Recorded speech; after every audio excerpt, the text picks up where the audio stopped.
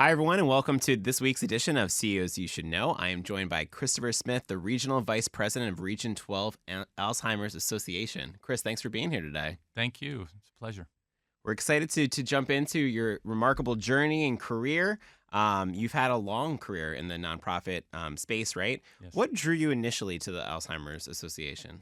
So, what drew me to nonprofit, if you don't mind, Yeah, let's start with that. from the volunteer health agency type work, is I grew up with a very large family. We had well over 100 children foster care. Foster care. Wow. My parents did that quite a bit. My dad was involved in politics in Massachusetts, and I was his campaign manager for four of his terms as mayor in Pittsfield, Massachusetts. So I kind of got into the community organizing and just really enjoyed, meeting people and getting involved and helping to raise money, all that kind of good stuff. And my journey to the Alzheimer's Association began about 8 years ago. Okay. My wife's family's been affected by Alzheimer's pretty hard. Her grandfather, great grandfather, her dad ended up being diagnosed, Wow. and he passed away in 2020, shortly in the middle of the pandemic, which was a really tough year for Sorry to people hear that. who Yeah. were dealing with issues like dementia. And so I kind of look at this part of my journey as anything I can do to help support my wife, her four brothers, my kids, my grandkids. It's a tremendous organization, and there's starting to be some great things going on in terms of science and medicine right now. So it's a good time to be in here. Yeah, and I'm sure that personal connection makes it that Absolutely. much more rewarding. And, Absolutely. have that passion against the organization as Yes. well. Yeah, it's wonderful to be able to work for an organization that affects your life and affects Yeah. your family's life. Absolutely. Well, you've held various leadership positions at the Alzheimer's Association and other nonprofits, as you Yes. mentioned. How do you approach the strategic planning and leadership role, especially in a specialized field like Alzheimer's disease? Sure. My long belief has been that partnerships with volunteers, partnerships with corporations. I'm a big believer in recruitment committees and identifying uh, folks that are passionate about the cause as well as can help to open doors. Hmm. And so we have in the Alzheimer's Association in New York City, we have a wonderful board of directors that many of them are in the C-suite, but some of them are in the medical field. Some of them are people that maybe a family member Hmm. lives with the disease, and they've really helped us to grow and to build. And so I've supervised six other chapters in New York State as well as Wow. managing the city, and so I put a lot of emphasis on building strong boards and how to go about doing that, and how to about using ad hoc nominating people to help strategically develop that. Who do you need to be able to make your mark in that community? That's awesome. And probably having all those different backgrounds, like you mentioned, like some on the C-suite, some in the medical profession, Hmm. some that are personally Yes. impacted by the disease, probably allows a lot of collaboration, a lot of different viewpoints. Exactly. Collaboration, sharing, networking, the networks that they bring to the table. We do a number of, for instance, awareness programs for corporations. And so we'll go into accounting firms, legal, financial. We'll work with the ELTs there, Sure. and employee leadership groups. And we will often come in and provide a program to understand what the disease is, understand what the resources are, both with the Alzheimer's Association as well as other community groups. So volunteers make such a huge difference for something like that. That's awesome. I know the Alzheimer's Association is one of the world's largest nonprofit Yes. funders of the dementia research, right? How does that position influence the organization's strategy and priorities in advancing Alzheimer research? I know Sure. we've talked about there's been a lot of advancements most Yeah. recently. So we're a worldwide organization, though we're focused on the United States. But 2 weeks ago, we were in Philadelphia for our annual Alzheimer's Association International Conference. We had 8,800 scientists from all over the world Wow. there. Plus, we had another, I think, 4,000 to 6,000 people virtually. And many of the programs and posters, the majority of them were taped, so people can go in and get access to some of the latest in science. And that was there's a lot happening right now, and so particularly in the science field, we have three drugs now. One has FDA has and the company itself had set it aside, but they were the first drug, Aduhelm, that not they're not cures, but they're helping with the treatment. Sure. And these last two, and forgive me, I'm going to look down so I can pronounce it, but No worries at all. Kisunla, which is an Eli Lilly drug, and Leqembi, which is a Psy, have been out for the last Leqembi for about a year, a little over a year, and the Lilly drug out more recently. And what they do is they focus on the amyloids or plaques in the brain, Okay. and they essentially clean it out. And what's important is that we need people to be diagnosed much earlier. In the past, people might be 5 years into it or longer. Sometimes they've had 20 years even. And we want to try to get people diagnosed with the right with the right type of dementia. For instance, my father-in-law, when he was diagnosed, they said it was Alzheimer's. But as they went on and did a little bit more, they found that he had both Alzheimer's and Lewy body syndrome. And you want to be able to treat and deal with that differently. Yep. And so I think you're going to start seeing Alzheimer's and other forms of dementia as more individual type medicine and treatment plans as science continues to evolve.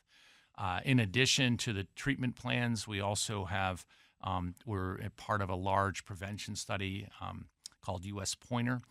We're in it's a program that started in Finland a few years ago. They called it FINGER, which was Finnish geriatric study, and they found great results in terms of diet and exercise and the types of stimuli to get people so that they would slow down Alzheimer's or other dementias. And so this U.S. Pointer study will be the results of that. Right now, they're towards the end of that study, and so next year's AAIC will be in Toronto, and they'll present how good the scientific evidence around prevention. And so the amyloid program, which is that's essentially the definition of Alzheimer's, having amyloid plaques.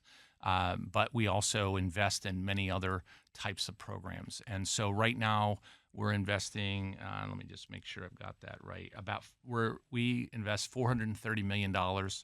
We're supporting 1,100 research projects in 56 countries. Wow. We're the largest funder for nonprofits and the third largest funder of research in the world outside of the U.S. and Chinese governments. And so science is a big part of that. And then also we're very involved in terms of public policy and advocacy for NIH and NIA through the U.S. government to fund even more research projects. That's awesome. It's very optimistic to hear of the new treatments and then also the research study on the prevention side. It gives a lot of hope for people. Yeah. And, one of the challenges is people say, well, these aren't cures. They're essentially these newer drugs that are out now. They're essentially to slow down the process. And the way I look at it is it really would have been nice if my father-in-law, for instance, was able to attend my daughter's wedding, or it would have been great to have him be part of his own care plan.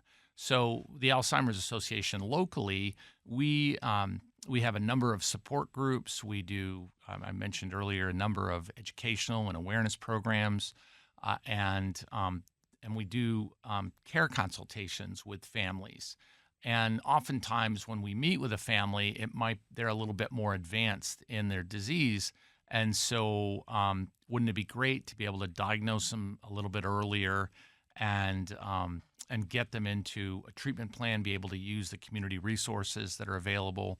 We have a 1-800 number, 1-800-272-3900, which is 24/7. It has social workers who are trained to work with families and people who have the disease.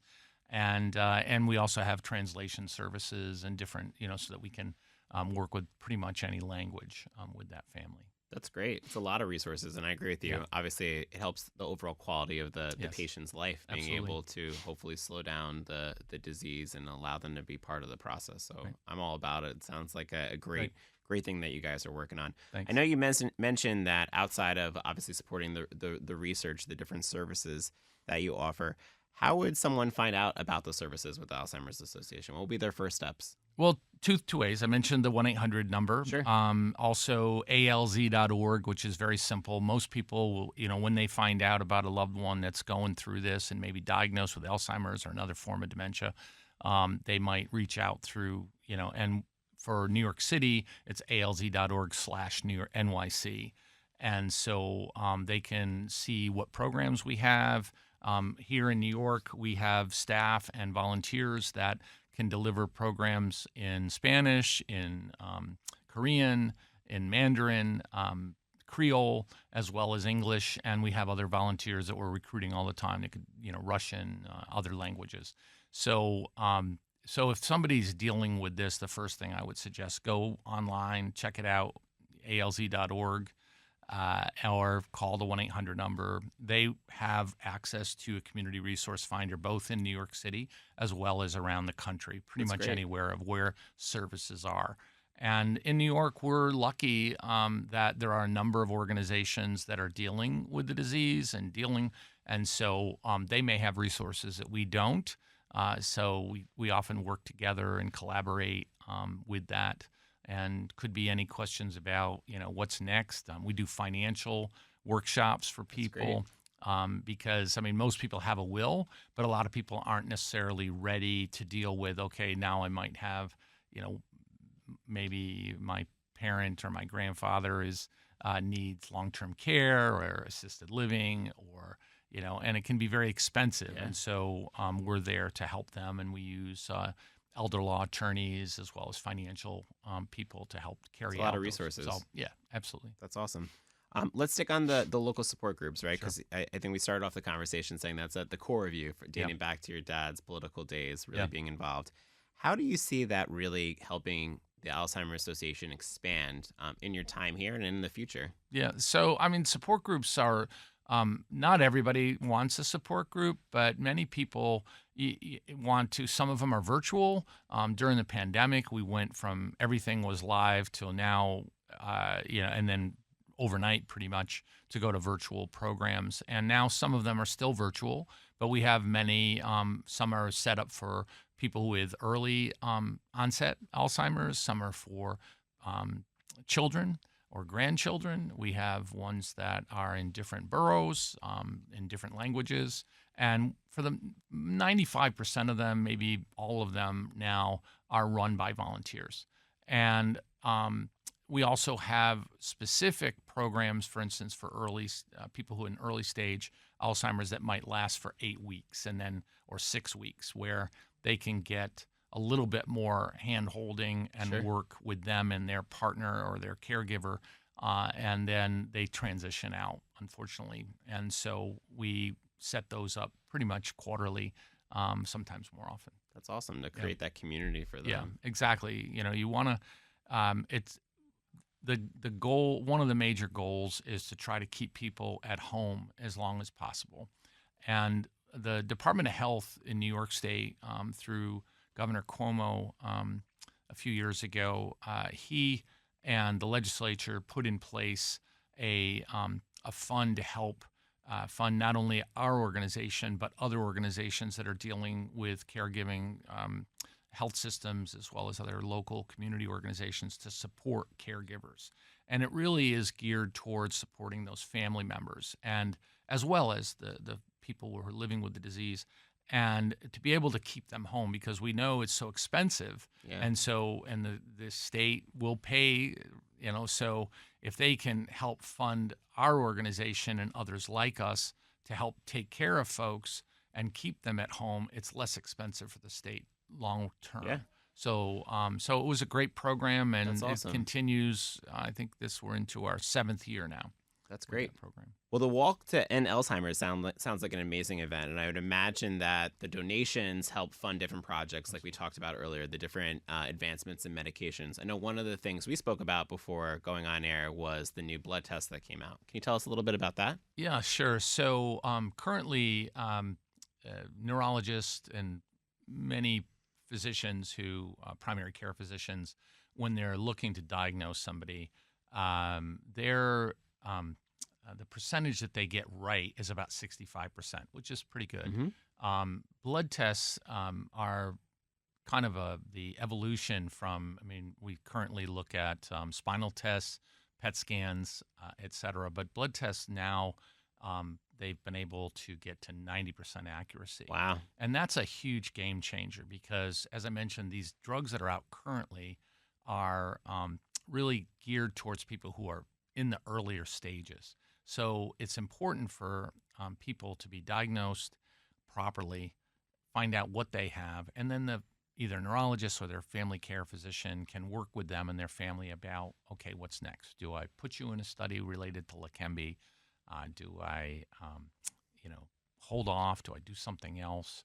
And so it's those diagnosis is really important. The other piece that I think down the road is going to come is currently these drugs are all infusion based. Sure. And so the challenge is that there are many infusion centers, primarily in the urban areas, but many people don't live close to them. And also, you have a lot of people who are going through cancer or MS or other types of diseases that are using those infusion centers. So trying Sure. to find the time available so that people can get these new drugs. And so you're going to see down the road subcutaneous, so actually getting needles, and perhaps even somebody who's living with the disease taking the needle, or a loved one can do it. So they don't necessarily have to travel to a center where they're going in for a few hours and doing that once a month, twice a month, et cetera. It's wonderful. It's better than we've ever had. But I think you're going to start continuing to see that evolvement of diagnosing people as well as treating and hopefully cures. That's awesome.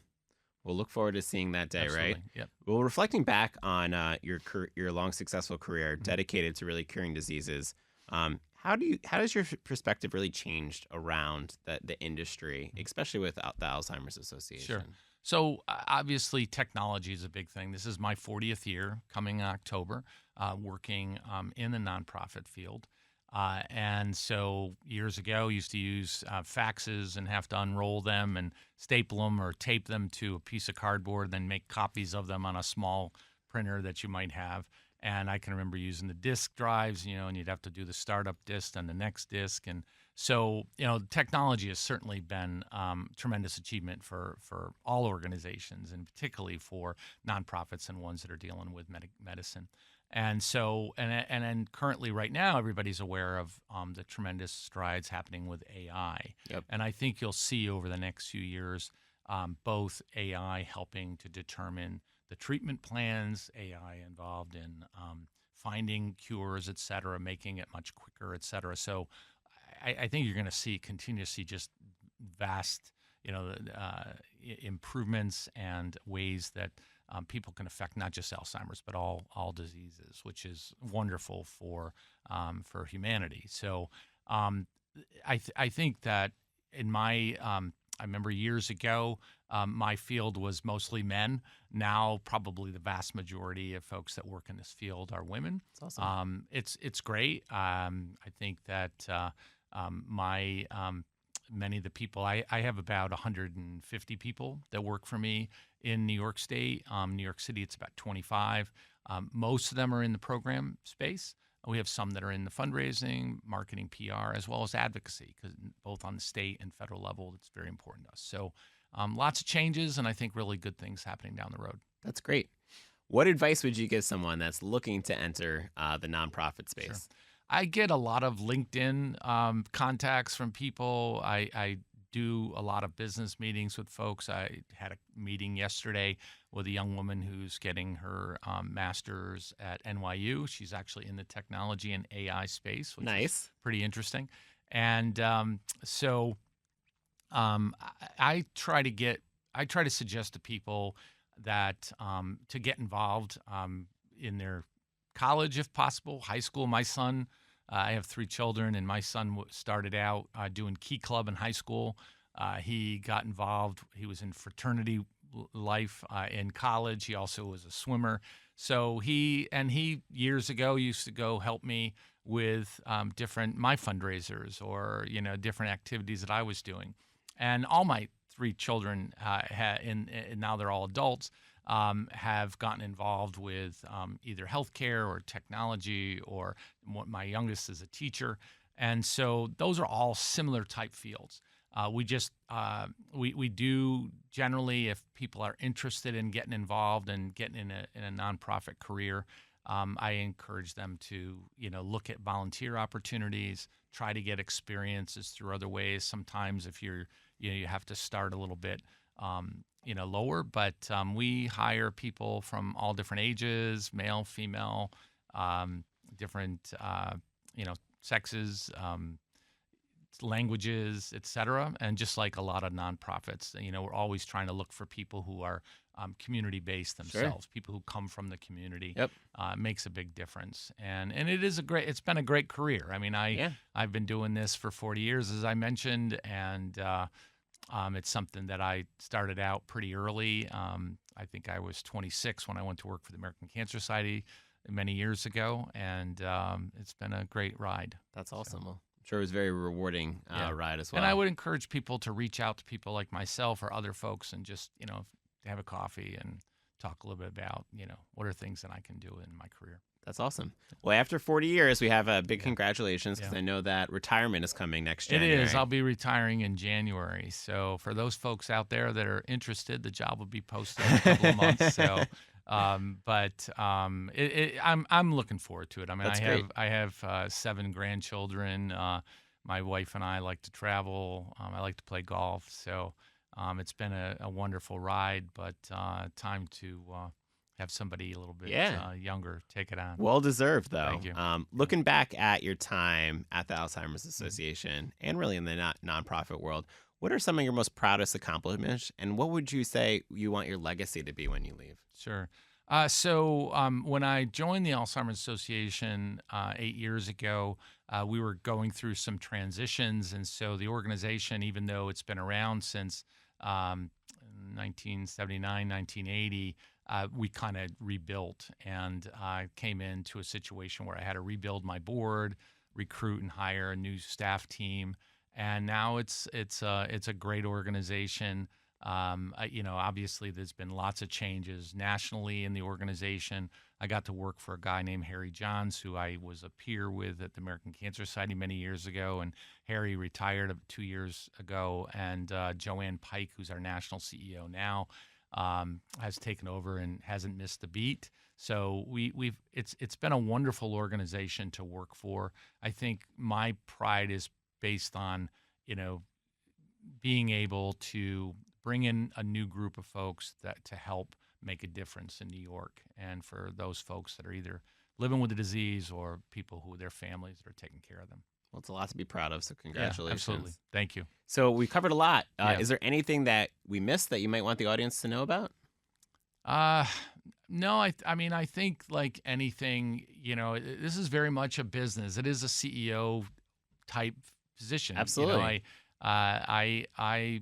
New York State, this year will raise around $27 million and another $11 million in grants in the state. It's a pretty successful organization. Those dollars essentially go to things like research, go to things like support and policy, and driving concern and awareness, concern for the disease, awareness of the organization. And I mentioned earlier, we have about 150 staff. The vast majority, over 100 of them, are in the care space, and so we're trying to help people, and so it's a great place to work, and it's a great organization, it's a great cause, and we see wonderful things happening in the near future.